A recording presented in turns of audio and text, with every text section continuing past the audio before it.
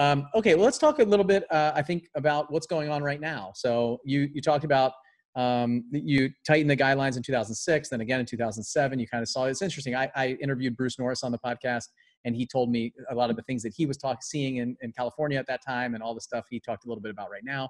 So I'm interested to hear kind of what, from the lending side, like what happened, what's going on now, and obviously our listeners are probably most interested in what's going on right now and in the future that you see from the lending space. So interesting. Bruce is a good friend of mine. Been friends for many, many years. Really, really smart man. So what's going on right now is there's a little bit of the herd mentality. A lot of the lenders in the niche, in the fix and flip niche, are, especially the larger lenders, are supported by capital that is, for all intentional purposes, coming out of Wall Street, whether it's REITs that are supporting some of the larger firms in the Southeast, or whether it's banking institutions or whatnot. Now, the REITs in particular have gotten hit pretty hard in regards to margin calls, and so that's kind of flowed down into their subsidiaries, and part of the reasons why the capital has gotten frozen. And I think that they're beginning to work some of that out. I'm seeing that some of those lenders are now coming back into the marketplace with underwriting guidelines that are way tighter than they were before, but at least they're coming back, which is good. Opening up capital and freeing capital into the marketplace, which I always think is a good thing. But I think what it is, and unfortunately, it's kind of the herd mentality of Wall Street, in that as soon as somebody senses a problem, like with the herd of buffalo, right? As soon as there's a problem, they all tend to go in one way or they go the other way, right? That's exactly the reason that led us into the financial crisis of 08, 09. Everybody was saying like, oh yeah, these 125% loans, there's nothing wrong with these loans. Everybody's doing it, so we should be doing it because there's so much money to be made. And nobody was really looking at, well, is the collateral underlying really giving us safety? Are we really having enough mitigation of the risk here? But that was the herd mentality. And so it's the same thing here now. They're all saying, who can predict the value of a piece of real estate 9 months from now based upon what the economy is doing today? And the reality is, most of us cannot. Most of us can't say for sure that a property we think will be worth $300,000 after repair 9 months from now will be worth $300,000, because is the real estate valuations going to start to decline because of all the unemployment we have? And so that's, I'm just using their argument of what they're saying. So therefore, if we don't know, why are we providing capital into that space when there's so much uncertainty? Therefore, the best reaction is to freeze it up and to stop and wait till the clarity is there again for us to have surety on making loans out there. My argument to that is that's only one piece of the puzzle. The real estate market as it stands right now across the United States is in a completely different place than it was in 08 or 09. There is trillions, literally trillions of dollars of equity in real estate right now that wasn't existing in 08 and 09. There are places like Houston that have over 40%, this was an astonishing statistic to me, over 40% of the homes in Houston are owned free and clear. That didn't exist before, right? Yeah. I think the number in Las Vegas is something like over 25% of the homes there are owned free and clear. There's just a ton of equity. And what does that mean? That means that if somebody loses their job, they're not in a spot where they're a forced seller right away, especially with everything the government is doing to react to this in regards to forbearance on owner-occupied loans, in regards to the government service agencies, the Fannies, the Freddies, whatnot, working with the notes, the homeowners that they bought that they're servicing, and helping them get through this temporary crisis, which I believe this is what this is. It's temporary. We just don't know how long it's going to be. So what you see in the marketplace today, what a lot of people latch onto on the news reports today, are reports of the tremendous amount of decline in the real estate transactions that are occurring, which is true. Transactions are going down. Well, what's happening with the values? values are staying stable, if not rising a little bit. I saw a report where for April, month over month of the year before, they're up 4% across the country on values. The reason is, if you're not forced to sell, you're taking your property off the market. So yes, there's less transactions, but there's also far, far less distressed sellers that are forcing values down, right? So it's still a balanced market. The market's still speaking, and it's still a balanced market. It's not this overwhelming buyer's market that existed in 08 when properties were declining 10, 20, 30% in the course of 6 months because people couldn't sell their properties.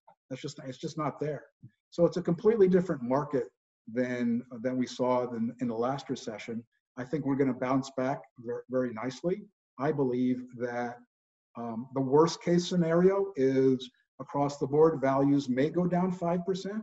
That's the worst case scenario. Yes, in certain pockets, in the luxury markets on the west side of Los Angeles, for example, or in some high-end areas or in New York, for example, which was already problematic leading up into the pandemic. Yes, they're going to be challenged coming out of this. But as a whole, I think the real estate market is very healthy. And I think that we are not in a decline. If and when this economy bottoms out, it will not because of real estate. I think real estate will be one of the things to help it get out of the economy, out of the recession that we're having. So I just think it's a completely different scenario than what we had 10, 12 years ago. And people aren't realizing that. They're not real estate people. They're just finance people. They just see, like, I don't know what the future is, therefore stop giving out money. Yeah, it's almost like a projection from, like a extrapolation from there's a lot of financiers and big brains on Wall Street that are trying to dabble in the real estate space and the economics of real estate. When it's interesting, in 2008, we were kind of like the first one in. Real estate was like the first one in and the last one out, right? And then so here, it kind of looked to me like we're kind of the last ones in, first ones out, hopefully. So where I saw a pause, we saw this huge drops in the stock market and things like that, and then lending kind of started the kind of light switch. I felt like kind of turned off because people were like, I'm not sure what to do, and then they said, okay, a week later, it's like, okay, it's not as bad as we thought. Let's keep lending. And so there was that kind of, you hit a wall, you get stunned, like you said, you get punched in the face, the very famous Mike Tyson quote, and then you come out and say, okay, let's figure this out. And that's kind of what we saw. In my business, we saw a pause button for about 2 weeks. And so my transactions typically in my company are somewhere around 15 to 18 transactions a month. In April, we saw 9. So that's what happened at the end of March. And what happened, and now in May, we see 24. So what really happened was those transactions that were going to happen in April, they just kind of put the pause button. Like, I'm not sure, I'm not uncomfortable to move. I'm not sure about this. Let's figure it out. Some people, their houses dropped out of escrow because the buyers got scared, and so they put it back on the market and boom, it's back under contract, if not for a little bit more money. And so what we've been tracking in ours, and like you said, the luxury market could be totally different. I've lost my shirt, the $70,000 loss, $50,000 loss, usually in the $600,000-$700,000 range in my small markets. And I stay in that first and second time home buyer. For every house that goes pending and contingent right now, only a half a house replaces it.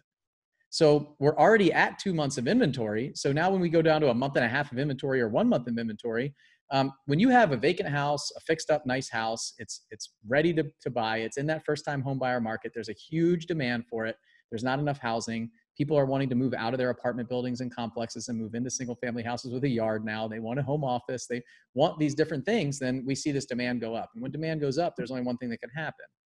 So it's interesting to see that and see what's going to happen. And when I was talking to Bruce, we mentioned Bruce, he was really talking about foreclosures and distressed property driving the marketplace.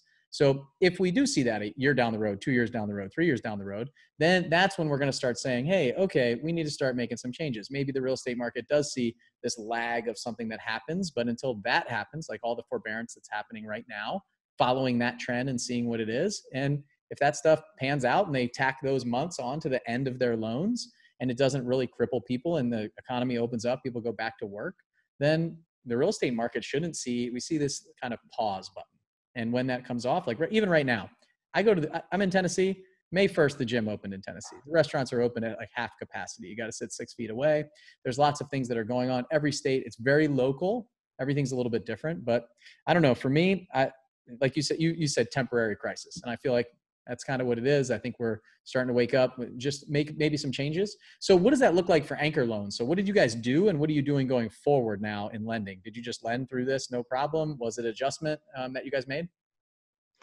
So I'd like to be able to say we just lend through it, no problem, but and to some degree that's true. But what we did do is mitigate some of the risk that we perceived that was now in the marketplace by lowering some of the leverage ratios that we were using as caps for our loan, right? So before we might on a what we classify as a tier A or top level elite borrower, we might have lent something like 90 or 95% of the purchase and 100% of their repair costs. We're capping those people out at 90% of the 90% of the cost. So it's a slight decrease in the leverage, but it gives our lenders, our capital providers, some comfort, and it helps us overall with the story that we have to tell. So that's the most part. We've instituted some credit scoring as a minimum. We didn't used to have a bottom per se. So for example, if you really had a terrible FICO in the 500s, if there were other mitigating factors, you had a good deal, you had cash reserves, we'd be able to do that. To some extent now, those borrowers are finding it difficult to get financed. But for the most part, it's just a leverage haircut that we've done. That also speaks to a little bit, I think, of what's going to be propping up the real estate market. And people have talked about that, is that I think there's going to be a lot more remote working environments on a go-forward basis, not just from our company or your company, but from all companies across the board, across the spectrum. What does that mean? I think people who are living in apartments or even smaller homes, like you say, with kids around or whatnot, are finding out, hey, if I don't have a house with a nice office where I can work in, so I think those demands are not going to be insignificant in driving home purchases. I totally agree with you. Absolutely. Like where did everybody have to get driven during this pandemic, right? Back to their house, and they're looking around, realizing they got home. I mean, when I drive by Lowe's and Home Depot right now during the lockdown, there's a line out the door. There's more cars in that parking lot than I've ever seen when there's no pandemic going on. People are doing, updates to their house. They're trying to figure it out. They're probably really upset with their space, their layout. They don't have what they want, the features. They're looking online right now. They're trying, homes, we have a lot of friends, and if I had 100 houses right now that were fixed up, ready to go on the market, I'd be a pretty happy camper. And it's interesting because a lot of people are saying the opposite right now. But I'm telling you, for every house that goes contingent, we're looking at it's 0.5, 0.6 houses that are going back on the market. We're just not infilling what we're removing from the marketplace. And like you said, in April, that real estate sales are down 50%. The market is tanking. Yeah, that makes sense. Nobody's putting their house on the market. Nobody wants to move. Nobody wants a realtor coming in their house and getting measurements and appraisers coming in and all this stuff. They're just waiting. It's like a pause button. And I'm sure in 2-3 months, we're going to see that spike, and we're going to go. It's interesting. It's like the spring and summer season is just kind of moving a little bit toward a couple months. And people are still going to want to move when their kids are going to different schools. Terry Berger, you guys know him from our mastermind group and one of the board of directors. He just bought a house, and he wanted to get his daughter into a different school district before the year started. So he sold his house and bought another one. And that stuff's still going to happen. So I don't want to leave this interview without asking you, why would somebody want to work with a hard money lender? If you have capital to fulfill whatever needs that you have in your business right now, without the hard money lender, our message to those investors is you don't need us. Frankly, you don't need it. If you have cash and you work on one deal at a time, and you have enough cash for the purchase and the repairs and so forth, or you work on 3 deals whatever the number is, and you have enough cash, or you have enough private investors, and you're happy with the returns you need to give to your private investors and the operations involved in that, you don't need us. Where people need us is when they don't have enough capital, when they believe they're being restricted by the capital they have. And a person will say to me, well, if I buy a deal with my money, I can make $40,000 on that deal when I'm done, as an example. And if I buy with Anchor's money, I only make $25,000, let's just say, as an example. And I can do one of those deals a year. And my response to you is, well, wouldn't you rather do 2 deals a year and make 25 on 2 deals?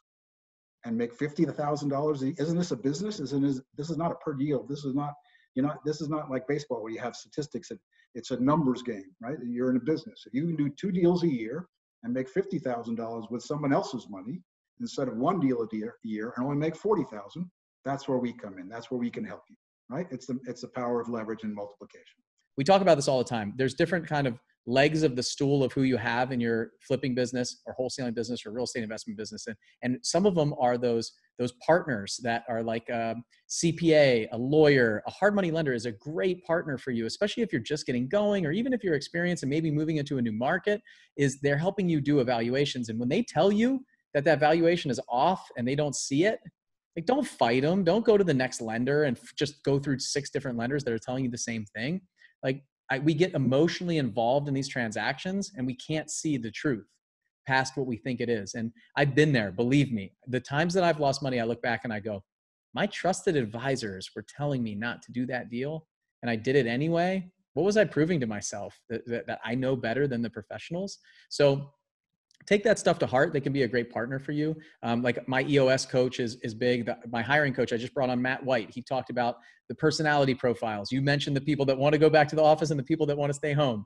You got the high Bs in the culture index or the high Is in the DISC. They want to go back to the office and see all their friends. The low Is are like, I just love my house. I don't have to talk to anybody. I can get my work done and I can focus. These people aren't talking to me at the water cooler and all that stuff. So those different advisors that we have and coaches inside of our business are so important. And a lot of times we think that we know it all or we can do it all. And you've got to bring those people in, attorneys. I mean, you name it, business consultants, mastermind groups, coaches, mentors, all that stuff. Really, really important. And with Steve, with Anchor, is the hard money lending space, all the different things and partners that we had allowed us to grow our business to the point that we could do that. So it's because of everybody else that was involved, the team, everybody, that we were able to do something like that. And then I challenge you to figure out, what can you do? I mean, Tyler Jensen gave away, he renovated a house over Christmas for a single mom. They did the whole renovation for free. She had an entirely renovated house for free, and they did it in like 5 days. And we've got other people that we've raised $150,000, $200,000 for charity at our events. It's just been amazing. The community, the outpouring that we have for impact is so impressive. So I challenge all of you guys to say, you can do more. Trust me, you can do more in your flipping business. You can do more in your wholesaling business. You can do more for your community, your family, your church, all of those things. And just with the help of, some different people that have paved the way in the path before you, and just kind of take that system and figure out how you can do it too. It's doable. So Steve, thanks so much for hanging out with me. I had a great time. You're right. I'm looking at the clock going, I got to get to my next meeting. And there's probably somebody waiting for me, but I had a great time, especially when you started talking about poker. Game over for me. We could have talked about that for an hour for sure. I could tell you stories for hours on that, but yeah, we might need to do that sometime. I appreciate you having me on here, Bill. It's been great. Thanks, Steve. And take care of those 150 staff members of yours. Make sure that they're safe. And I appreciate everything that you're doing for the 7-figure flipping community. Thanks. Thank you. All right. I'll see you later. Bye. Okay, bye.